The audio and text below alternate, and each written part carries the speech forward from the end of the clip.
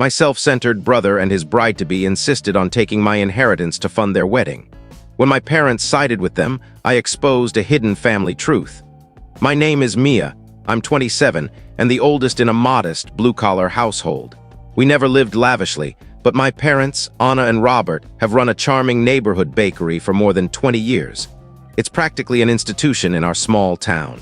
As kids, money was tight, but we always had what we needed.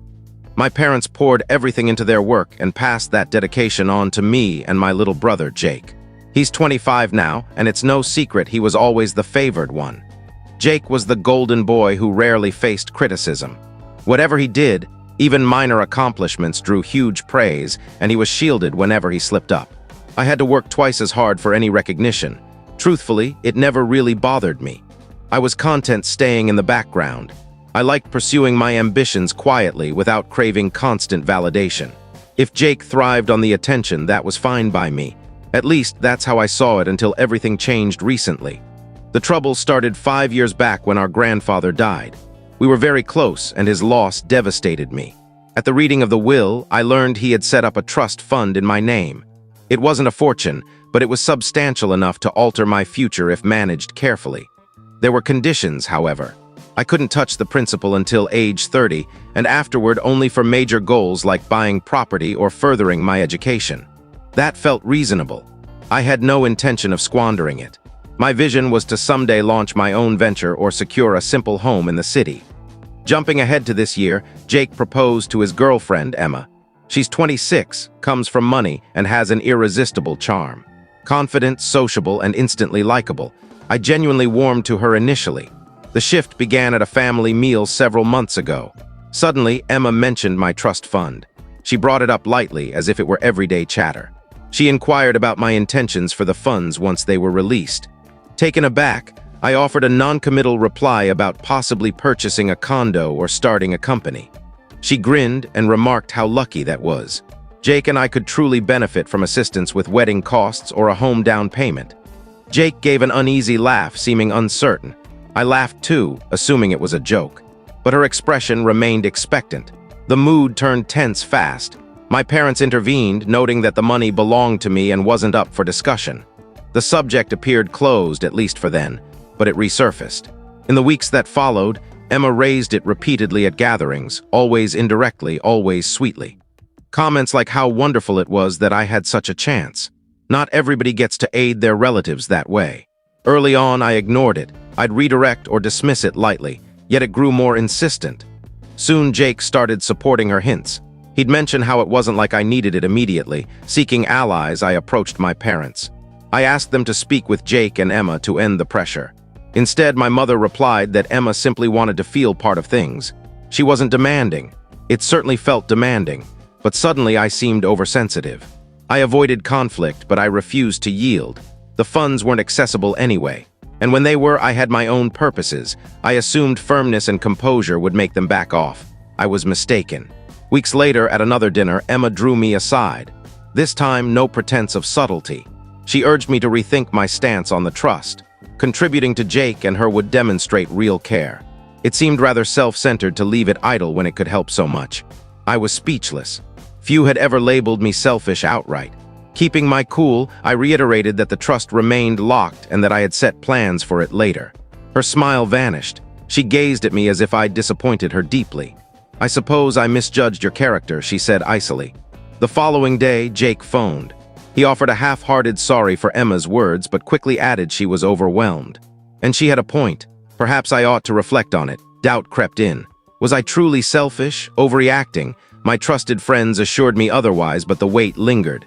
The deepest hurt wasn't the awkward talks. It was realizing my family offered no defense. My parents avoided taking sides.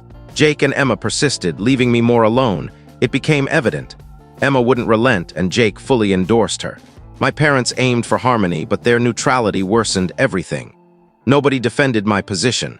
Nobody declared it over. Then Emma escalated at a backyard barbecue, pulling me away again. She suggested I offer part of the trust as a wedding present. Not everything, just sufficient for a deposit. I wasn't spending it currently. Incredulous, I heard her frame inaccessible money as a gift. Again, I declined politely but decisively. She reacted as though I'd insulted her profoundly. She claimed I didn't truly love them. This could transform our future, Mia. Clinging to funds I didn't require immediately, I departed exhausted, but she pressed further. She recast her demand as investing in family unity. It would foster closer ties, benefiting everyone long-term. I chuckled at first, but she meant it. Jake chimed in, remarks like how fortunate I was. I possessed the ability to impact lives. Few have that privilege.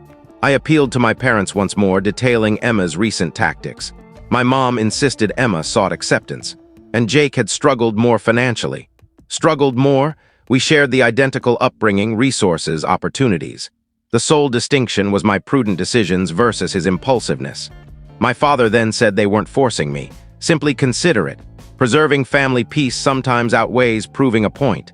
That instant clarified the full scope. It exceeded Emma. The entire family enabled her. I clung to hope they'd see reason. But an invitation soon arrived from Jake and Emma for lunch. I anticipated a casual sibling meal. Instead, it was an ambush. We ordered, chatted superficially. Then Emma leaned forward. We thought perhaps half the trust fund. You'd retain ample for your needs while we gain the foundation for ours. My utensil nearly slipped. Half, she proposed half. I restated the inaccessibility and my refusal to part with it. Her demeanor sharpened. She accused me of stockpiling resources that could uplift the family. Jake concurred. You have stability, he noted. This would alter everything for us. I exited the venue depleted. Days passed, then my parents summoned me. A family discussion, they called it. Jake and Emma awaited upon arrival. They sought to ease tensions. My father then suggested perhaps contributing some portion. Not half, merely enough to prove affection. Stunned, I realized my parents advocated surrendering inheritance for another's celebration. I rose and declared no, then departed. Relations deteriorated further afterward. Emma contacted distant relatives, spinning her narrative. Soon, infrequent kin messaged or called, echoing that I was ungrateful and ought to assist for family's sake. Sanity felt slipping. I'd communicated clearly, maintained boundaries, noted the lock on funds, yet facts ignored. I contemplated legal steps, though suing kin nauseated me. Still, protection seemed vital. I consulted an estate attorney, detailing the coercion, manipulation, slander. She was appalled, deeming Emma's conduct potential harassment. She verified the trust's ironclad security, solely mine forever. Relief mixed with ongoing strain as I left. She recommended documenting all interactions. Messages, notes, verbal accounts. I assembled a dossier. Meanwhile, Emma intensified. Vague online posts emerged. Certain individuals prioritize cash over kin, or nuptials expose true loyalties. No names, but obvious. Colleagues noticed. One discreetly mentioned an anonymous family call to HR probing my earnings. Horrified, proof absent, but alternatives unlikely. That evening, I contacted the attorney anew. Time arrived. She prepared and dispatched a cease and desist to Emma, demanding halt to harassment with litigation threatened otherwise. It partially succeeded. Posts ceased, silence ensued. But Jake rang enraged. How dare I subject her to this?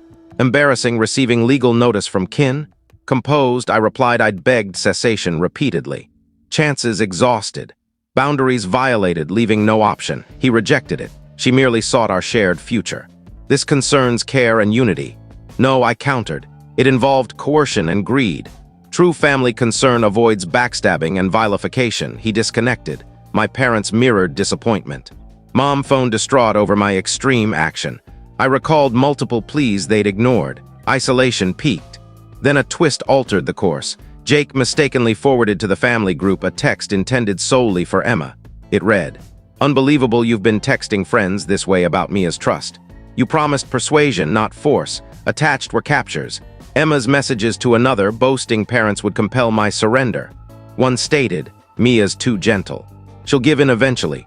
Another, so fixated on her petty enterprise ideas, blind to how this cash belongs with us. Chat froze briefly, then responses flooded. Mom, Emma, is this accurate? Dad, you claimed misunderstanding. Were you dishonest? Emma scrambled, misinterpreted, venting. Damage undeniable, screenshots damning. That night Jake phoned subdued. Sorry, Mia, didn't intend exposure that way. Discovered on her device, shocked. Why tolerate it so long? I questioned. Believed her zeal was for us, he admitted. Didn't grasp the deceit depth. I accepted the regret but noted repair required more. He acknowledged, revealing breakup plans. She's not who I believed, unwilling to marry someone harming my sister. Repercussions vast from the chat. Prior supporters apologized profusely. Even Mom, staunch defender, admitted, "Forgive us, Mia. We failed to heed you." Parents now strive to mend ties. Jake, post-split, attends counseling, offers genuine remorse. Healing gradual yet advancing. Emma evaporated. Deactivated accounts, scrapped wedding, returned gown, absent from events. Last reports, blaming me for destruction, but indifference prevails. This saga reinforced boundary strength, instinct, trust, guilt, resistance. Emma severed permanently. Jake and I rebuild tentatively. Parents and I proceed warily anew, crucially reclaiming my aspirations, trust intact. Soon I'll deploy it, toward my visions, not another's extravagance. Appreciate enduring this tale. Unexpected ugliness arose, but pride endures in my resolve. Authenticity preserved, irremovable. If this narrative moved you, resonated deeply, please like, share widely, and subscribe for additional authentic accounts and touching tales. Your engagement matters immensely, enabling more such stories. Thanks for viewing. Until next time.